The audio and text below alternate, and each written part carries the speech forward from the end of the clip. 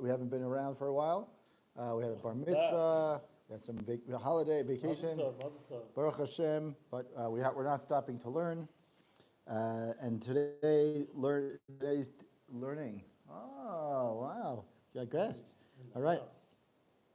We are learning in this week's Parshat Pinchas, which is actually also Shabbat Mevarchim. We're learning about, we're going to learn about towards the end of this week's Parsha, we have a famous 658 in the Art Scroll edition. Don't know exactly where it is on that one, but I can find it. Parshat Pinchas, Drush Hey. So, Parshat Pinchas, Drush Hey, here we go, page Shin Yud Aleph.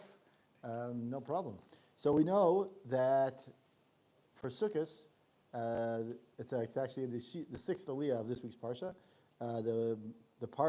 When it's talking about the different chagim, it talks about the different korbanot, and the korbanot of Sukkot are unique in that each day you start with 13 bulls, or the korban starts with 13 and goes down to 7. Each day decreasingly lower. And the famous midrash, which the Zera Shimshon is going to mention at some point, but the famous midrash that we know about is that it says that on we go down because we're doing something. Keneged the shivim at the end by the time you go from 13 to 7, you've gone to 70, meaning 13, 12, 11, whatever, etc. That's Keneged the 70 nations. The Zera Shimshon is going to attack it with a question. Ask the question based on right after the mentions the 7 days of Sukkot, we have the korban of Shmini Atzeret.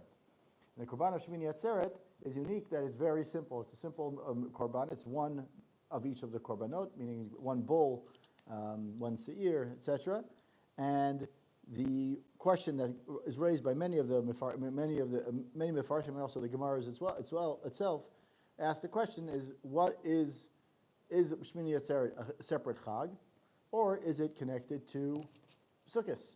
The nafkamina would be do we have the famous question nowadays would be do you have to sit in the sukkah, not sit in the sukkah, make kiddush in the sukkah? Everyone has all these questions that really don't necessarily apply. But anyway, so that's less about what he's going to talk about. But he's going to ask the question is what is and the way the pasuk reads, which is Drush Hey. It says Midrash Rabbah al pasuk Bayom Hashmini Atzeret.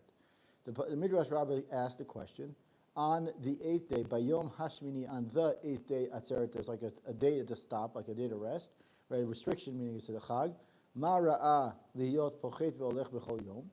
What is the reason that the psukim tell us about the korbanot of the 13 to 12 to 11 to 10 to 9, etc., etc.? Why do we go down on Sukkot in a gradually decreasing order? Torah to teach us some sort of proper etiquette about the korbanot. What does that mean? About a korbanot, like we have when we have guests. So he says, what do we do when we have guests? When we have guests, we order, like when the first time they're there, that's a nice big steak meal. And then by they've warmed their welcome a little bit, we kind of say, okay, you can have the leftover lasagna that's in the kitchen from last week, right? So he's saying the same thing. He says, that a person goes to a guest house, v'kiblo chavero. This is the Midrash saying this. He says, welcomes you in, right? The first Yom Rishon machil ofot. Second day, first day you feed him nice big fatty chicken. Second day you feed him meat. Third day fish. Fourth day you're just giving him some vegetables and some beans. This is based on the Midrash. So it's kind of saying is like Ad shamachilo kitnit, and then he says, and then by the last day, it kind of sets the standard, right? The bull offering that sets the standards to host people properly. And tiyalachem, on the 8th day, ma'u tiyalachem. Then of course that's the tiyalachem. What does it mean tiyalachem? Amar lehem amodim na'im lachem. The festivals are indeed appropriate for you. That's what Hashem says to Bnei Yisrael Kiyachol. So that's the midrash. So of course we have some questions, and he's going to ask some questions that you and I might not have. But most of the questions that you and I would have will be raised along the way, like why is this a good lesson about etiquette? And the opposite, you would think that when you have a guest, you start with the small stuff and then you kind of like end on the high, or maybe you consistently offer nice, good meals the whole time, or something like that. He asks that question. The other question, his question, he starts with a different question, and he seems, if we understand the way the midrash is set up, the midrash asked a question based on the pasuk Bayom Hashmini Atzeret. Now he's going to ask the question. He says it doesn't make sense that this is where it should be placed. The midrash is usually placed on a pasuk that's referring to something that is associated to the Midrash is trying to explain or elaborate something about the pasuk. But this pasuk is talking about Yom HaShmini Atzeret. So why is the Midrash asking? Why does the Midrash raise the question about the gradual decrease of korbanot? Now it should have done it either previously when it's going 13, 12, 11, 10, meaning that's what it says, hey, this is why we're doing it, or do it after at the korban section of this of Shmini Atzeret, where in Shmini Atzeret it says, B'yom HaShmini Atzeret Tehelachem, you have one korban of one bull, one sheep, one whatever, and that's where you should stick in the question as to about Sukkot and the gradual thing. But here around Shmini Atzeret, the word Shmini Atzeret, that's not where the Midrash should raise the question, meaning it should be in a different place. And that's what he starts his first question. He says,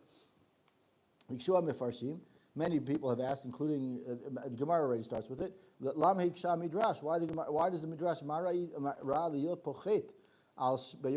would you raise this Midrash?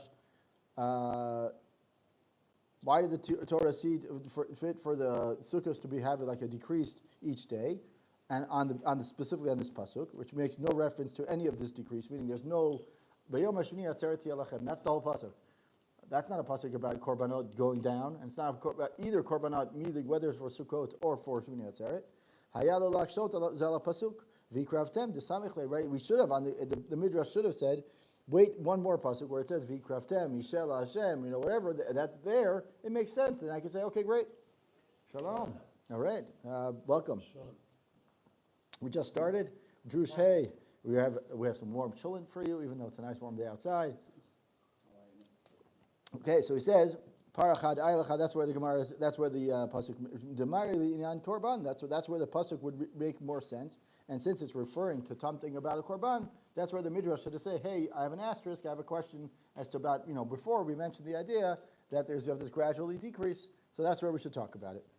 Vada Ela Badai Tzarich Lamar, we have to say that Midrash Hikdim HaMeuchad, that the Midrash advanced the question for a reason, meaning there's a reason why the Midrash obviously raised the question here and didn't wait, another pasuk, or didn't do it earlier on. There's obviously a reason for it.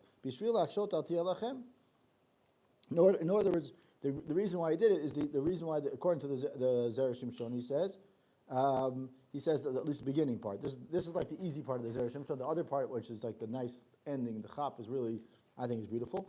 So he says that he said, in order to be ready to ask the question about Tiyah Lachem, because the question that everyone has about Tiyah Lachem about Shmini Atzeret. So we're going back one step. I'll just review just for Dov's purpose to understand. So the question is, Pinchas, hey. So he says here, the question is, B'yom HaShmini Atzeret Tiyah Lachem. The Midrash there says, why do we see it that's appropriate for the Sukkot? We know that the korbanot go down in order. Right? And most people know the famous Midrash, Keneged Shivim Omot, whatever it is. He's going to mention that in a second, but he's not there yet. So the Midrash that the Zera Shimshon raises, he says, is that why is it appropriate for us to go down in gradual decreasing order? He says to teach us some sort of appropriate way, etiquette for us to host people when we have guests. When we have guests, we start with the big meal, and then slowly, you get them to the leftover section. They're at the leftovers. A week later, you just want them out of the house already, right? So he's saying, is a teaching you appetizers. Right, exactly. So he's saying, so of course the main question that we all have is, either we should actually the opposite. Maybe we should be nice and host them nicely every time, or maybe we should offer end with the high as opposed to start with the high, end with the high, right? Something like that. Those are questions that he's going to raise as well. But he says that there are many Mefarshim who ask this question. But one of the questions is, why does the Midrash raise the question on the pasuk Atzeret Tiyah Lachem? That pasuk has nothing to do with korbanot, not the korban of Shmini Atzeret, and not the korbanot of Sukkot. It's like stuck in the middle. The question is, why is it there? So the Zera Shimshon starts by answering. He says that Tiyah Lachem, the word Tiyah Lachem, which would not come out well according to the. If we said the words, if we said Tiyah Lachem, right? So he says that the reason why the Midrash answers the question about the gradual decrease is that in order for when you say Tiyah Lachem, if you put the question about etiquette, meaning how to treat people afterwards, the Tiyah Lachem doesn't come out necessarily good. Meaning Tiyah Lachem, the Midrash says, Ma'u Tiyah Lachem, Amar Lem, Hashem says to Ma'adim Na'im Lachem, right? That should be appropriate for you. But it doesn't sound good to be appropriate for you, and then you say start gradually decreasing about your korbanot. It doesn't sound good if the Midrash would have been before. So So he says, in order to make the room for the Tiyah Lachem to be appropriate there, so the Midrash kind of skipped a little bit or preceded the question about the gradual decrease. What happens is, what we learned from this so far is that Tiyah Lachem makes sense all along, only that the question really is that Bayom Hashmini teaches us something about how to host people. Now it's kind of vague right now, but as we get along, you'll see that it really makes sense. What's the point of Shmini? Like Atzeret. We're going to get to the question, but the real question is, and the famous question in the Gemara, what's the famous in the Gemara? Is it connected to Sukkot or is it not? Right? But then, and he's going to answer that question now. Now he said, Tzarich Yun, Ech below drashaza, even without understanding whether it's with whether we host people nicely or not nicely, Ati Shaper Tiyah Lachem, right? V'achar drashazo mahu Tiyah Lachem. Yeshkush, he says, after the words of Tiyah Lachem, even without this whole idea about the how to host people, not host people, the Tiyah Lachem still makes sense, right? Even if Yesha Kushya, Ma Tiyah Lachem, right? V'tertu Develozeh, without this understanding, Hayiti Omer Shaperush Tiyah Lachem, who can, like we said, who Ferush Rashi Midrash Acher, Hevio Rashi Parshat, At Motzei Yibachol Yom Yemei Chag, Hikriv Parim Kineged Shavim Momot, right? Uveyom Hashmini Hikriv Al Atzbechem, Mashal Melech Shasa Seudah, right? That's the famous one we know, right? The Tiyah Lachem, even without this, if we would have just said Tiyah Lachem, right? Without this whole idea about the decreasing number of korbanot, the bulls, we could have still said what? That could have still said what Rashi says, what everyone knows. We grew up, why do we have a decreasing number, and then on Shmini Atzeret only have 1, 1, and 1, right? This one's for you. This one's for you. Everyone else is about the 70 nations, and this one's for you. Just give me one day of simplicity. But then it even brings a bigger kushia. It's like if you're discussing the decrease, Zafir lo minyan Shmini Atzeret. So he's going to mention something like that. Like the whole thing is only on Sukkot. Right, exactly. So how are you even answering a Sukkot question? Right, right. So he's going to get to that, something very similar to that. Very, very good. So he says, Ubayam Hashmini, as the Midrash continues, Hakriv Alatzmechem, bring your own bull. Mashallah Melech Shasar Sudah. The other Midrash that we all know it's like a king. He says to everyone bring, right? He has a 7-day banquet. On the last day, he says, listen, everyone left, all the other people left. I want you're the guy I really love. Stay here one day, just give me one korban, one simple gift. That's all I want. Right?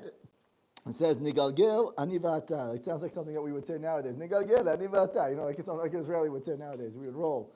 It means something different nowadays, but okay. Anyways, on the first 7 days, which were for everyone, it makes perfect sense to say that on the 8th day shall be for you. Now the Fiyah Midrash and Iskar, but now they go back to the Midrash that we were talking about. Like you said, the decreasing number of bulls, teaching us a universal code of conduct, right?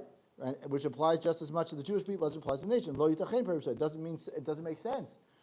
Why? That doesn't make sense to say, if we're saying that it's a decreasing code of conduct of how do we host people, then on the 8th day, it doesn't make sense anymore. Because if we're saying it on it says here, which expounds on the number of korbanot on this first 7 days, teaching us a code of conduct, the proper code for hosting a guest, which means that it applies just as much to the Jewish people as to the non-Jews, right? So you can't use the logic of a decreasing to say this is a code, and then all of a sudden say, but for the Jewish people it's different, right? You can't really use that, right? If it's a universal code. So he says that I'd kind of for him. That's what he's quoting. He is quoting the other Mefarshim who explain this whole idea of why the Midrash mentions the idea of on the Yom HaShmini. So now we understand that shall be for you, like Tiyah Lachem, makes sense according to one Midrash. Now, according to the other Midrash, it does not make sense. So now he answers the words of the Tiyah Lachem, right, with a whole different list of questions. And this is the list of questions that I think he starts bringing his answer in, and I think it's a really beautiful idea. The end of the Midrash that we started with, this whole Drush, it says, Hamoadim na'im lachem. The festival, the Chagim, the Moadim are appropriate for you. So he says, what does that mean? Right? He says, why is that appropriate? That the Chagim are appropriate for you has to do with the Midrash that was talking about this whole how to host someone or not host someone, right? One is something to do about like teaching us a code of ethics of how to host or etiquette, how to teach someone, how to host someone, right? The first day you give the big meal, the second day, the third, whatever. And then all of a sudden he says, but this one is not, on the 8th day, do something different. Like on the 8th day, it's just for you. It's because the chag is appropriate for you. It's not talking about anything related to it. So what's the difference? What's the connection? Next question he says is, right? The evod kasher, the ezetam amar shamodim naim lachem, the lama navka nakat naim lachem, v'lo laumot. Right. So what do we say that on the atzeret lachem? He says, why is it indeed that the chagim, the midrash says that the chagim are naim lachem? What about the rest of the non-Jews? Don't we know that didn't the chagim? Don't we know the whole Sukkot is Keneged Shivim Parim, Keneged Shivim Mulot, and you're saying that it's not appropriate for the non-Jewish people? But it's Keneged, it's not for them. Right, so he's saying, but you're saying that the Chagim are appropriate for the Jew, Na'im Lachem, which means you're excluding the non-Jews. So he's saying there's something not right. Why are the Jewish people singled out? V'od kasher, v'chi adayin lo yada mitut atam, shekatuv b'zohar sof Pinchas. Like he says, I don't understand. Did the Midrash, which we know the Midrash was obviously preceded the Zohar, but he says, did the Midrash not know the idea that korbanot pachatim b'chol yom, the kama de'inin mitma'atin hachi nami ima tova de lehon shel umot.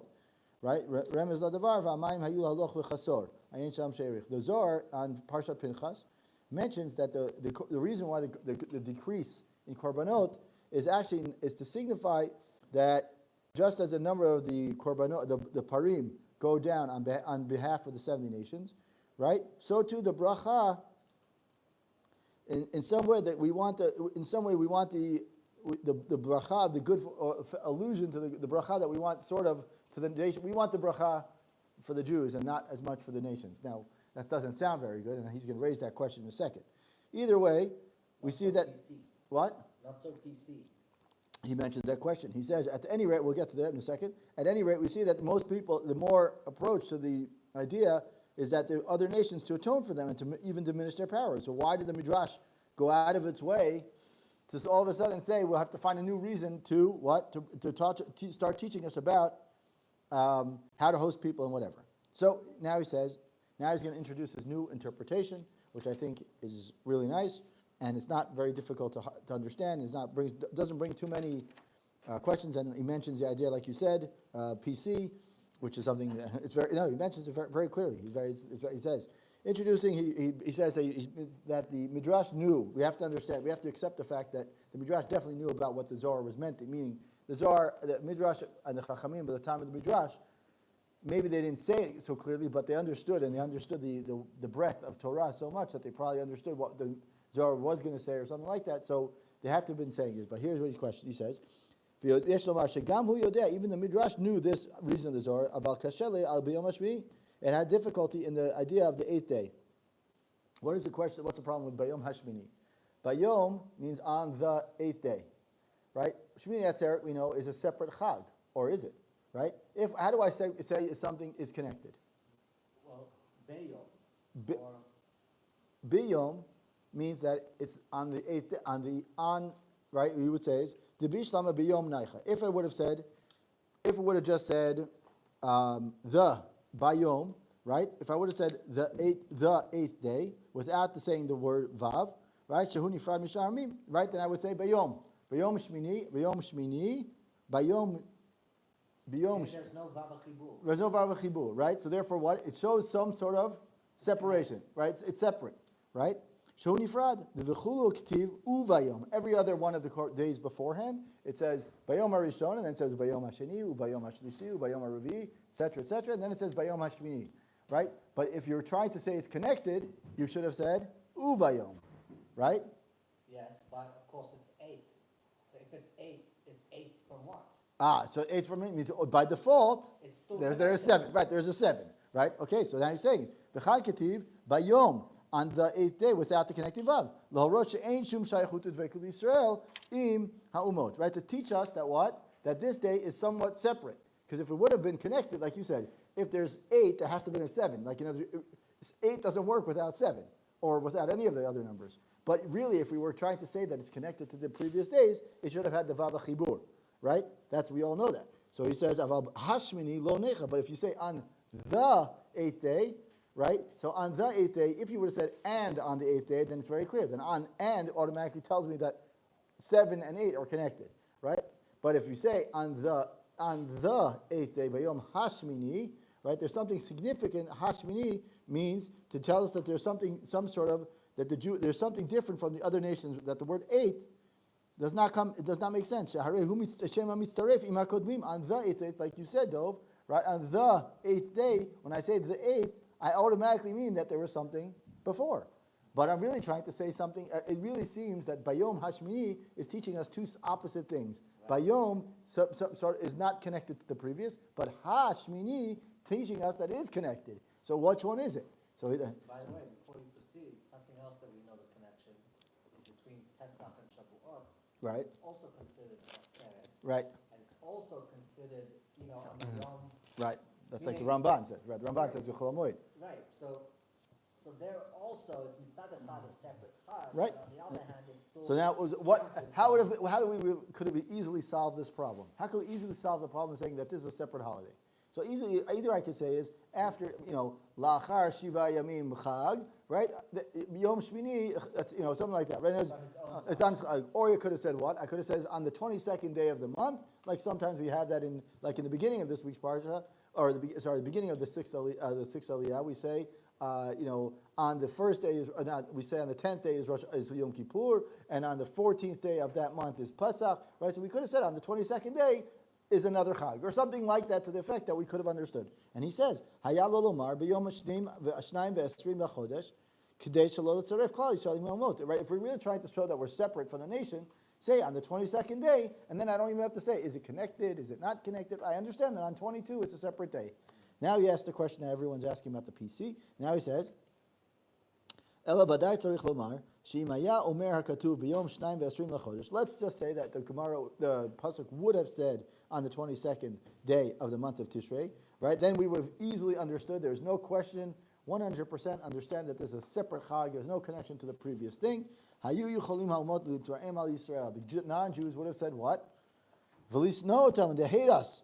The makrivim alehem aparim. Right, the Jewish people, the Jewish people offer korbanot on behalf of the other nations. Right, Eina tova shlema. It's not really complete. Why? Because you say, for the first 7 days, hey guys, you're all welcome, and then you say, listen guys, wink wink on this, and on the 22nd day, that's between me and God. In other words, it's clear to the non-Jews, they understand that what we're doing, it's just like a play of games, because on the first 7 days, we're all welcoming you, and then on the 22nd, meaning when you make the 22nd, this is not Sarah, this is just for me and you, between God and us. 22nd of Tishrei. Right, so on the 22nd, if the pasuk would have said on the 22nd day of Tishrei, it's just for me and the Jews, then the non-Jews would have said, listen, that doesn't sound right.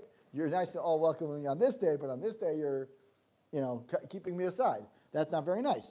As we say, or another way to say it, it's not very PC, right? So he says, it's not really a good, complete goodness. Right? It's missing something.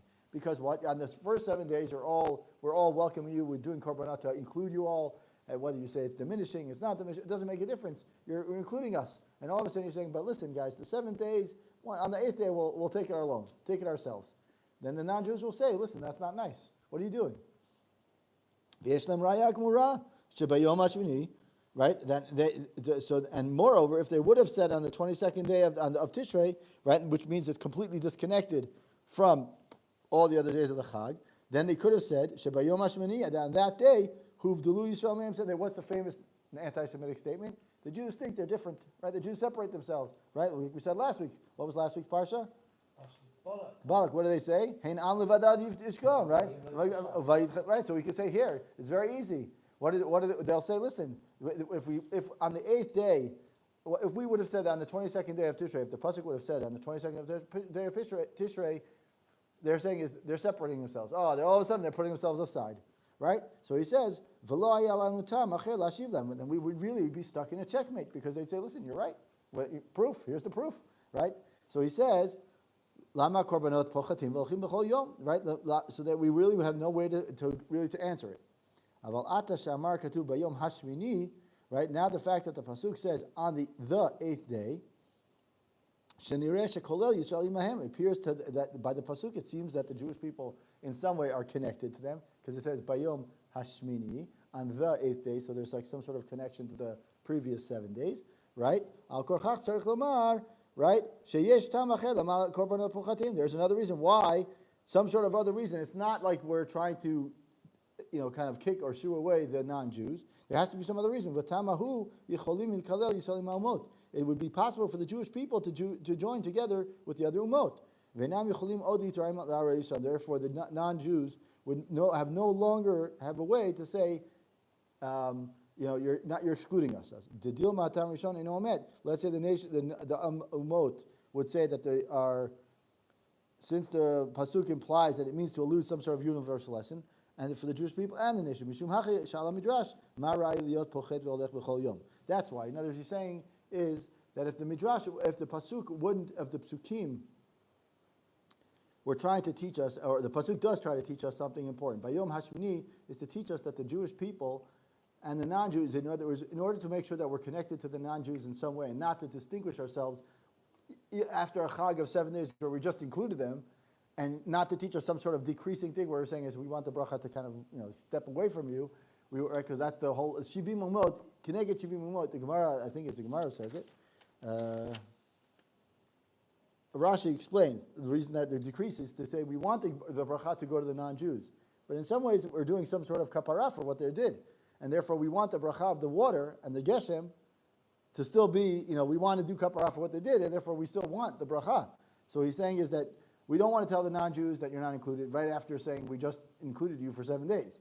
So we can't do that. So that's why he says, Bayom Hashmini implies to the Jews, to the non-Jews it says, okay, you're connected to us in some way, and therefore the 8th day it's an atzeret, but the non-Jews will not necessarily, and there's another lesson, and that the other lesson is the one to teach us about how to host people. Now he says, the words atzeret tiyalachem, right, and not for the other. How do we understand? How do they imply that they refer to the new idea, and it's not just supposed to do for his guests, right? And that each day of the Chag you must minimize the quality of it, right? According to Zera Shimshon, explains the Midrash's next question. What does it mean to be a restriction for you?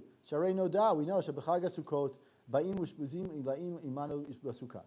So he says that we know that in Sukkot we have another thing. What else do we know about Sukkot? Sukkot we have many mitzvot. We have the Sukkah itself, we have lulav, we have samachta b'chagecha, right? We have also the korbanot, and we also have this wonderful thing that wasn't done necessarily during the Tamid Beit Midrash, but we have this wonderful thing of the ushpizin. And he says, can you, and wait a minute, if we have the ushpizin, what's the whole point of ushpizin? Is that each day it's a new day, and therefore what?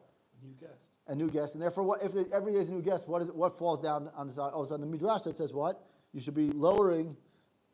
You're welcoming your. It's not really the right etiquette that on the last day, on the day of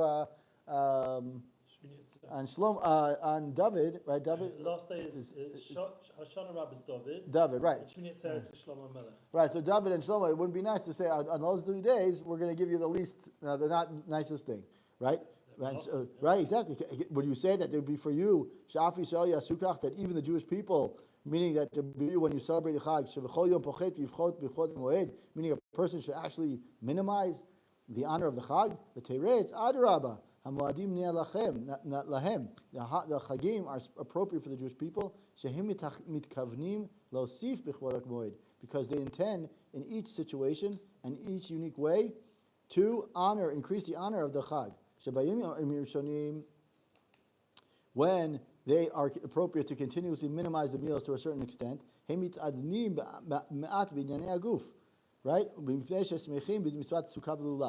So he says that in fact, during the Chag of Sukkot, we have less time to enjoy the meals.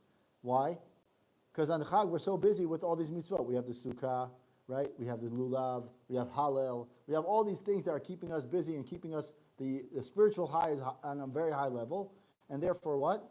So we have what to do. So the physical pleasures are not as important to us, right? Meaning the physical food is not as important, so therefore we can be a little bit less, we could be a little bit, by the time you're done with davening on a regular Chag day, right, if you're not going super fast, it's an hour and a half, right? If you musical holla, right, the Hoshana Rabbah here is 3 hours long, right? By the time you get out the door to finish, you're already almost at lunchtime, right? So he's saying is like you don't need the physical food to eat during the week of Chol Moed, right? What do you need? You need something less because you have the mitzvah of Sukkah, you have the mitzvah of Lulav, right? In fact, they indulge themselves less because they're so busy with the other mitzvot, right? But on the last day, what don't we have? On the last day, on the Shmini Atzeret, what don't we have? We don't have the sukkah, all the mitzvot. What do we have? We now have a mitzvah of eating. Now we have a mitzvah of samachta b'chagecha, a different samachta b'chagecha. And he says, Adraba, mosifim etanug, kidithnam b'perik oto vot beno. What do we know about the perik of oto vot beno, which is chulin? Ba'abra prakim eshan, 4 times a year, where because their amount of parim and amount of chagim that are coming up, we have an obligation. It says, Erev Yom Tov Acharon Shel Chag. On the last day, on the Erev of the last day of Chag, one of the 4 times of the year, we have an obligation because of the amount of food that's going to be consumed during that time. A person who's selling cows or selling bulls or selling korbanot has an obligation to tell the person who's buying that it's not a mother and son being sold, meaning the cows are not being mother and son. Why? Because those times are it's a high selling season, and therefore so many animals are being sold. The seller has to tell the buyer that if it makes sure that the parent and the offspring are not the same, meaning they're not buying the parent and offspring. As a joke, I don't know if it's a joke, but we always know that what do we know? One thing that happens on Shmini Atzeret at night or during the day, the level of kiddush that we know is like the level of kiddush is massive. And then maybe this is what the allusion to it is that maybe we're trying to remind ourselves of and he says, Ve'eluhin, right? And he says to teach us that the last day of Sukkot, which is really precedes the Shmini Atzeret, clearly then, despite the minimal size of the korban that was brought in the Beit HaMikdash on Shmini Atzeret, the Jewish people celebrate the day with increased food and pleasures, meaning that they're increasing their level of connection to Hashem by food. Therefore, the 8th day is on teaching you that Atzeret tiyeh lachem, because the holidays are always appropriate for you, meaning you know how to adapt to the situation.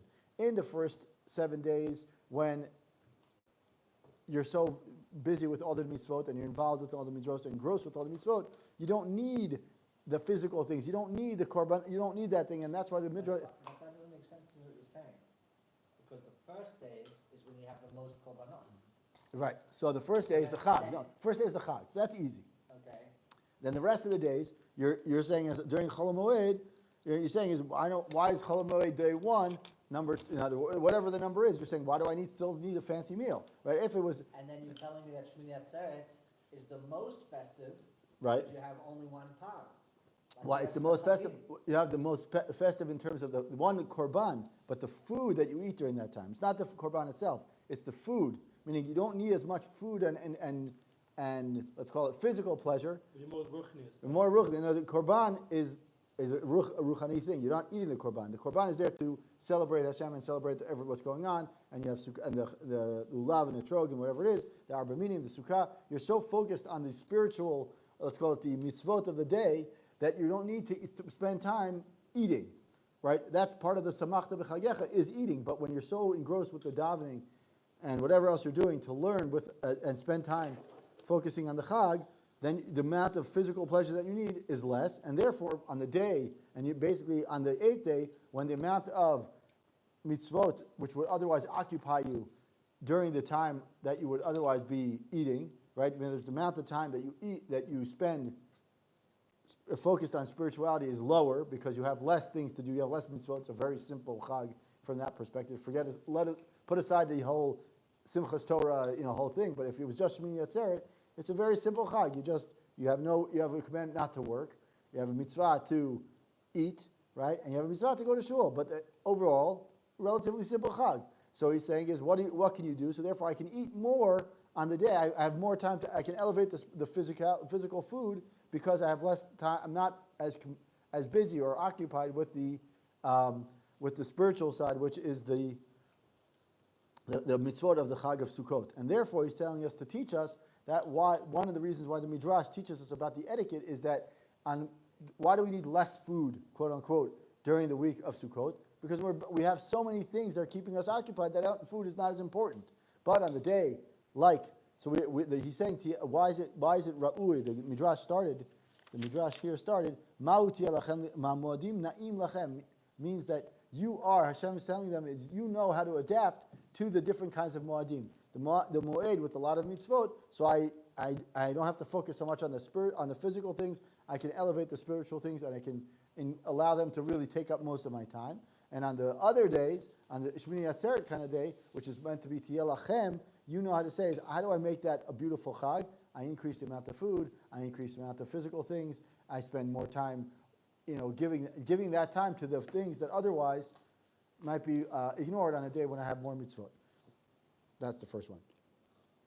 I just want to mention that this is the 3 weeks, yeah? So the 3 weeks is 21, 22 days, depending on if you include the 10th of Av. And it's connected, the 22 days is brought from Also, Marsha with the it's also, 5th of Tishrei. So it comes out Parshat Pinchas appropriately with the Chagim. it's also, you want to hear something interesting? Go on. The Givat Shaul says that from Rosh Chodesh Tammuz till Yom Kippur, 100 days. Oh, wow. It's 100 days. There's 100 days of Yira, and there's 100 days of Ava. The 100 days of Ava are during around Pesach time, right before Rosh Chodesh Nisan. Yeah. So he says that these are the days of Yira, and we have to focus on and from Yud Zayin B'Tammuz, it already starts, counting, you're in the 80s already, and I think we're at like 82, 83, something like that, or maybe even 81 by now. So there's just something to think about. Kaf Aleph, like you said. Because it has the Kedusha of the Chag even in the 3 weeks. Right. Because ultimately, last Lkovod, these 3 weeks will be Chagim.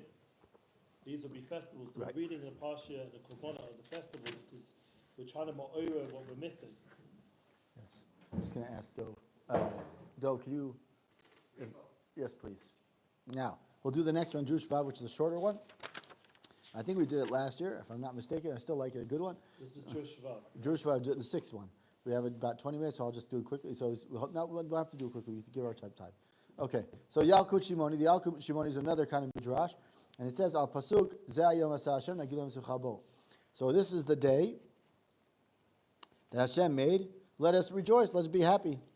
So the question is, and this is a very famous. Amar Rabbi Avin. Rabbi Avin says, Ein anu yodim b'ma lismach. It's a famous question. We don't know what to be happy with. Right? Im bayom, whether it means to be happy with the festival itself, with the Chag itself, by eating and drinking, or because it says bo, right? Im HaKadosh Baruch Hu, or we because it says bo is kind of like this ambiguous term. It could be either bo, meaning the day itself. Is it Bo B'Chag or Bo Hashem? Right, bo Hashem, right? Exactly.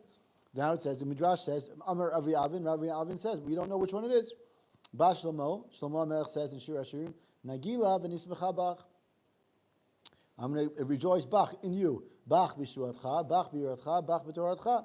Right? I'm going to be celebrating you in your Yeshua, in your redemption. I'm going to rejoice with you in yourself, in your all your greatness, and I'm going to rejoice with you in your Torah. Amar Rabbi Yitzchak, bach b'chaf bet otiot shekatav lanu Torah. Bach bet shnaim, kaf esrim. Therefore, it's 22 letters represented bach, and that's the end of the midrash. And the Gilam and Ismachah Boch, like Right. I'm going to rejoice in the Torah. So that's what he's going to get to in a second. So now you have a question. So the Zera Shimshon is going to raise 3 questions on this midrash. Question number 1 is, Kashem malap asafek shenolad lanu b'pasuk zeh. It's different. What uncertainty does Rabbi Avin have? Hello, gam b'blo pasuk zeh yesh lanu hasafek mishum detrei krai ketive. Right. When we look at the psukim in the Torah, without even looking what the Nagila v'Ismacha Bo, the 2 psukim in the Torah itself mention the idea of Atzerati Lashem Elokecha and Atzerati Lachem. Either is it Atzeret Lashem Elokecha or is it Atzeret Lachem? Right? Which one is it? So the Zera Shimshon first question, which should be, so he says Al Koach Sarich L'Taretz Kidamin V'Reish Perik Bet Masechet Yom Tov, which is Masechet Beitza. Ikra B'Yezer Kulo Lashem O Kulo Lachem. Ikra Yeshua Chalkeu Chetzio Lashem Chetzio Lachem V'Achinami Pasuk Zeh Yachol Taretz Kach. Right. So he says. So the Gemara. So the first question that Zera Shimshon asks is, I don't understand what Rabbi Avin is coming to do. Rabbi Avin hasn't added anything. The Gemara itself asked the question based on the 2 psukim that I mentioned, Atzeret Yelachem or Atzeret Lashem Lokecha. Tell us just by the 2 psukim alone, I would have known that there's a contradiction. Which one is it? And especially when I look at the Gemara says also. Gemara says either Rabbi Yeshua or Rabbi Eliezer. Both of them have the same question. So what did Rabbi Avin? What's the added value of Rabbi Avin in the midrash? Rabbi Avin has no added value, even without Rabbi Avin's even without this the midrash from Yalkut Shimoni, the question would have still been okay. Like I would have still had would still have this problem. Right? In other words, both interpretations are acceptable, and we understand. Right? Which one of them do you want to say? O Kisvarat Rabbi Yezer, O Kisvarat Rabbi Yeshua. Which one do you want? Which one doesn't make sense based on the psukim? They both make sense in the psukim, and therefore, what did Rabbi Avin really add? That's question number one. Question number two is he says, "Uvigam lachar sheteras bach pshuatcha." Right, Bach, whatever. Once the midrash says, or once Rabbi Avin says that based on Shir Hashim that it says Bach with your Yeshuotcha, the mashma shekol asimcha tzricha liot b'kadosh baruch hu. Kasher ben Rabbi Eliezer ben Rabbi Yeshua. Right, he says once we understand Rabbi Avin brings in the midrash, he says Bach. Right, then I say Rabbi Avin says that this is the word Nagilah Bach Shlomo Nagilah Nisbecha Bach. Once I say Bach b'Yeshuotcha, I've just said that what it's a Kula Allah Hashem. So either Rabbi Eliezer or Rabbi Yeshua don't make sense anymore, right? Because he says, I don't understand. Why, if the midrash, it can't be chatzio, exactly, right? So that's the other one. Now we have a third question. V'gam pasuk atzmo kasher, lama kativ lachem, right? The mashma nami lachem okulo o chatzio, lemar kedite, lemar kedite. So it says on the third question, he says that why does it say the word lachem at all? Mashma nami lachem, which implies that the joy is also written for you, right? It means it implies that it is also for you, or either totally or half, right? Each one of them, according to this opinion. Why that we see in the pasuk in Shir Hashirim that the one's joy should be devoted to Hashem. Meaning, if I look at the word Bach, if we look at the opposite, the first question was against Nagilah V'Smecha Bach, which saying is that Bach really implies Kuflul Hashem. And therefore, one of the two Rabbanim from the Gemara are not right. Or we could say the opposite. And he says, the opposite is true. And he says, wait a minute, if we say, Atzeret Tiyeh Lachem, right? Nam, it means that the Tiyeh Lachem, it sounds to imply that there's also for you. Meaning it's either totally or half of it. Each one according to his opinion.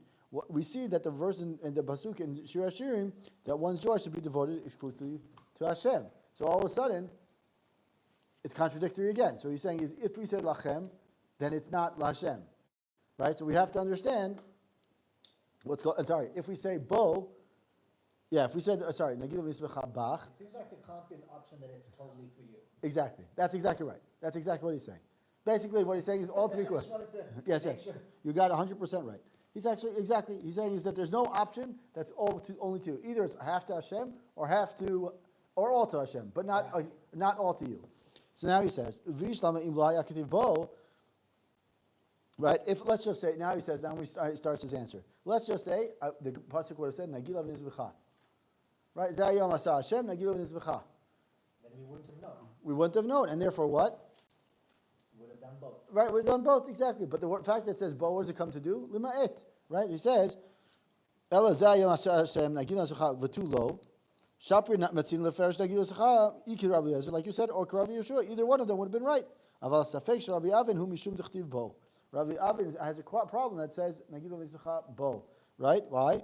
Bo v'lo b'acher. The mashma miuta. There's some sort of miut exclusion.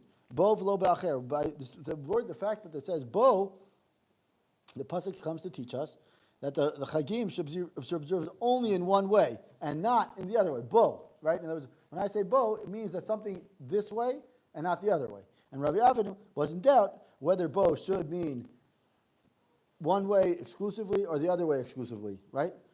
Either completely to Hashem or completely to you. But now, of course, we know, practically speaking, kulo Hashem or kulo to you means... Are impossible except Yom Kippur. Exactly, right. A, that's one. And B, the difference, there's very little difference in terms of what the Chag itself is celebrated. Because at the end of the day, a Chag is celebrated by going to shul, right, or davening, and eating, right? So he says that we have a problem. So he says, so now we understand that, the question here he's saying is that the reason what Rabbi Avin's question was completely about the fact that it says bo. So that Rabbi Avin's question, because we didn't understand which way to interpret the word, the pasuk in Tehillim. And then he says, next question about the second question. One thing we're skipping is that Zayom Nagilah Secha Bo It could just, the shot, Right. it's just on that day. Right. Meaning, you could have just said, Nisvacha bo, Zayom. Right. But either way, even if we would have said that, we still don't know what does it mean, how to celebrate it. Right, Yeah. yeah. Okay, so now he says question. Teresh Shabbat Shlomo b'Feresh. Rabbi Avin, the next question was, Shlomo Melech kolod dahai bo in olam ha'ed. In other words, the term bo, elo remosh hakol yer birat Hashem. Shafilu achila v'anat haguf tiyeh birato. Do'il sha'af mi she'ochel b'anat gufo l'shem shemayim nikrat davuk b'kadosh baruch hu. Im kach, hai krad nagid b'zuchabach, ein lanu hachrach lomar shebach ratzal hakadosh baruch hu, shadavka b'kadosh baruch hu. V'lo b'achila sh'ya, elo mashma nami bach b'iratcha, k'mo shemashmiya nami bach b'toratcha. So what he's saying is, Rabbi Avin now he starts asking the question that Shlomo Melech comes to teach us that bo does not come. In other words, the bo in Tehillim is not coming to teach us. Is coming to hint that everything that a person does to celebrate the Chag should be with some sort of yira, some sort of level of yira. Even when I'm eating on Chag, I shouldn't be just eating stam for the sake of eating, but I should have some sort of kavanah, I should have some sort of mindset that I'm eating because I'm in awe of the Chag, I'm celebrating the Chag, but I'm also appreciating the fact that Hashem gave me the food, Hashem gave me this day of Chag, so I should be celebrating with some sort of yira. And that's why Shlomo HaMelech comes to say, what? With the Pasuk, Nagila Mizcha Bach, and that's why Rabbi Avin says, B'yiratcha. Meaning, even when I'm having a Chag, I'm making sure that the Chag is the mindset of my mindset in the Chag when I'm eating, especially when Chag is, part of the Chag is to eat, right? What is a part of the Chag is to eat, and therefore what do? I make sure that even when I'm eating, I have in mind, I have some sort of yira, I have some sort of, my whole mindset of eating is to celebrate Hashem, to celebrate the greatness that Hashem is, whether it's to celebrate the fact that He gave us the Chag, to celebrate the Tov that He gave us in general, whatever it is. I have to have some sort of Bach is like this. I'm having you in mind when I'm eating. That's what he's trying to say here. Right, exactly. Right, but Sameach doesn't mean I'm happy and hard, therefore I should do silly things. I'm having a mindset of my simcha comes from the fact that Hashem gave me the Chag, that I have time to spend with my family, that I have the shefa that's coming down. However you view that the mindset is the simcha comes from something that I recognize that Hashem is there with me. It's not just me. It's not about me. It's about Hashem's shefa that's coming down. And therefore, he says, and now we understand why the Midrash says, "Nami biyatcha." Rather, with you, Bach means that k'moshe mashmiya nami Bach b'toratcha, meaning with your Torah. The pasuk in Shir Hashirim. It's right. We didn't get there yet. The Shir Hashirim, therefore, it's not. Say it before he said. Yeah, we does. No, the Midrash says it, but we're going to get to why he says it in a second. Now he says, Bach b'toratcha means to teach us that Shir Hashirim, the pasuk in Shir Hashirim, Nagila v'smicha Bach, does not contradict the idea of Datzerti Alachem, which both Rabbi Ezer and Rabbi Yeshua say that it's teaching us something of how do we celebrate the Chag, right? Rather, it's coming to expand that teaching. Even when we're eating, even when we do eat, we should do so for the sake of Shem Shamayim. Right now, he says, Mishum Hachi. Now we get to the point that you mentioned, Eliezer. He says, Mishum Hachi Yosif Rabbi Yitzchak Bach bekaf betotiyot shekatavta. Sheino elo ramaz ba'alma. He wanted the Bach is to teach us some sort of like remez that the Torah itself is the mindset. Bach means, hey, Bach has 22. Bach is bet and kaf, which is 22. The 22 letters of Torah are to mean that should be your anchor at all times. Whether you're kulo Hashem or kulo or chetzio Hashem, whatever it is, the Bach is there. The 22 letters of the Torah are there to ground you. It's a hint. Right? It's not meant to be taken literally, that tell us about it completely, to teach us about the Chag, that's meant to be completely to davening and learning. That's a very important factor. But even what we're doing, the physical things that we're supposed to do on Chag, which is to eat and to drink and to enjoy each other's company, we have to have in mind that the focus is to focus on Hashem, right? In other words, we're saying, thank you, Hashem, for giving us the family that we have. Thank you, Hashem, for giving us this house and the food that we have, and celebrate with the food, and celebrate, yes, we should be learning, and yes, we should be davening, and yes, we should be saying halal and all the mitzvot that we have. But we have the mindset, even when we're doing something physical, we have to elevate that as well. Now we understand, which is a famous question, is the question that we all should have. Why Dafka Shlomo Melech is the one who come to explain this? So he says, the Zera Shimshon asks another, answers this, and he says, Ho'il shematzinu bein yan beit hamikdash, osa Shlomo et hachag v'simcha gdola b'shtoot gdolot. What do we know about the Chanukah. Right, we're on Sukkot. Right, on Sukkot, there was 14 days of Chag. So you would think, what he says, Shneimar, Shivat Yamim v'Shivat Yamim Arba'asar Yom. The Gemara, the Navi in Melachim, it says, the Psukim in Melachim say that on 7 days of Chag, and the 7 days afterwards, Nityarei Shlomo Pen Yilmadu Mimenu Bnei Adam, L'yot Kol Hayom Ochlim V'Shotim, V'lo Yut Klal Yoshvim V'Shonim. Shlomo Melech was saying is, I celebrated the Chag for 14 days. I celebrated 14 days when the Beit HaMikdash was erected in my time. He was nervous, Shlomo Melech was nervous that what was going to happen. They were going to go in, people were going to be like, oh, Shlomo Melech, all day he just ate. Right? All day he's just eating and eating and eating and eating. Right? And for 14 days they're just freshing. It's a massive food festival. Right? He's saying no. The reason why Shlomo Melech came to explain the Midrash, Nagido Mismach Abach, Biratcha, Bishuatcha, is because I want you to understand that all 14 days when I was celebrating with food, I had the mindset of, I'm celebrating the food because Hashem gave the Beit HaMikdash. So when my mindset is always Bishuatcha, and the fact that you were able to allow me to build the Beit HaMikdash, Biratcha, I'm in awe of you. So even though I'm eating, I'm still looking at, I'm in awe of the fact that the Beit HaMikdash is existing. So what Shlomo Melech says, I'm the one who's going to tell you that for these 14 days, when everyone could say that I'm eating the whole time, we were eating the whole time. That's what it says in the Psukim. And did not sit, they didn't study Torah at all. They were all just eating all day because he made so many korbanot. And that's why Shlomo Melech is the one specifically to tell you that even the simcha that they had was completely with Hashem.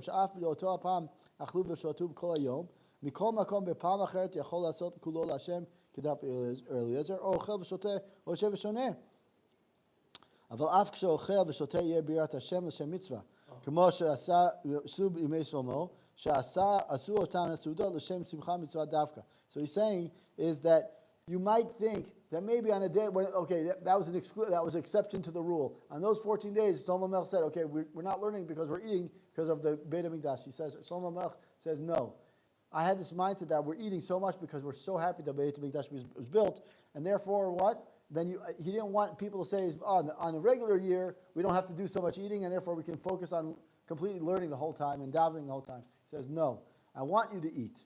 I want you to eat. I'm telling you that when you're eating and when you're going to celebrate the Chag, like you're supposed to celebrate the Chag, no matter how you celebrate the Chag, you have to, when you're eating, you have to have the mindset that I'm celebrating Hashem's presence. But don't forget the shows there, the drinking. Oh, yeah, just because, it's possible. Right. But he's saying, either way, what's that? He says, even one who chooses to celebrate by eating, when he is eating, right? In other words, some people say, oh, it's another day, it's a Chag, we should just go out and have a barbecue. No, when you're having the barbecue, you have to have in mind that the barbecue is there to do something. It's to celebrate the fact that Hashem gave us a Chag. It's not just another day off and another day to eat, whatever. Yes, I want to eat, but I have to have the mindset to eat in the right mindset. Hashem gave me a Chag. I'm celebrating Hashem's Yeshua, that He gave me the Chag, Yeshua, during these days. I'm celebrating the fact that He gave me the Torah gives us a mitzvah to celebrate this Chag, right? And also be Yiratcha. I'm in awe of the fact that Hashem chose us as a nation, and the fact that after all these Min Noraim, we have these wonderful days of Sukkot, of Simcha. So I'm in awe of that. I'm allowed to be Yirah. So then eating and drinking is the same mitzvah. Yeah, yeah. So not only because of that, but he's saying is that the eating and drinking is part of the Chag. So maybe when you said that before about Pesach, so you may have and this yeah. You may Yira all the way up to Yom Kippur. Then you could say that after Yom Kippur is already like you may Simcha or something. Yeah, it's like absolutely. It's a bringing together everything. Absolutely, because in fact, the 4 days from after Yom Kippur till Sukkot, there's no tachlim because of the Simcha. Right? Either way, so what he's saying here is that the whole point of the Midrash that Rabbi Avin was confused as to whether, not confused, but he was saying, he's uncertain as to whether it was Kulo Lashem, Chatzio Lashem, either way, because it says it's Tzert Lachem Hashem. And the Zera Shimshon adds that Rabbi Avin was, he said that even Rabbi Avin said, because it said Nagidav Yisachabo, he didn't understand which one we hold by, because the pasuk doesn't make sense. So he says, okay, even if the psukim, Atzer Tielachem, or B'yom Hashvi Atzer L'Hashem Elokecha, the psukim don't make. He said, I don't understand which one it is. So he said, Nagil Mizuchabo. It seems that was Rabbi Avin according to the Midrash. And then he says, Shlomo HaMelech comes to teach us that even Shlomo HaMelech, or specifically Shlomo HaMelech, comes to teach us, and that's in the Midrash saying is that Shlomo HaMelech came to teach us that even during the times that if we choose to eat during, in other words, if you say Chatzir L'Hashem or Kulo Lachem, and you say on the Chag that I want to eat and I want to enjoy, it's not just stam to eat for fun. I have to have a mindset that I have to have Bishuatcha, I have to have Yiratcha, Toratcha. I'm using these things, the Torah that you gave me, the Yirah that I have of you, the Simcha that I have of you, the Shua, those are the things I should have in mind when I'm eating on Chag, so that way it's not a completely day that's just stam a thing. Baruch Adonai Olam Amen V'Amen. We'll see you next week. Any sponsors, reach out. Thank you whoever sponsored this year.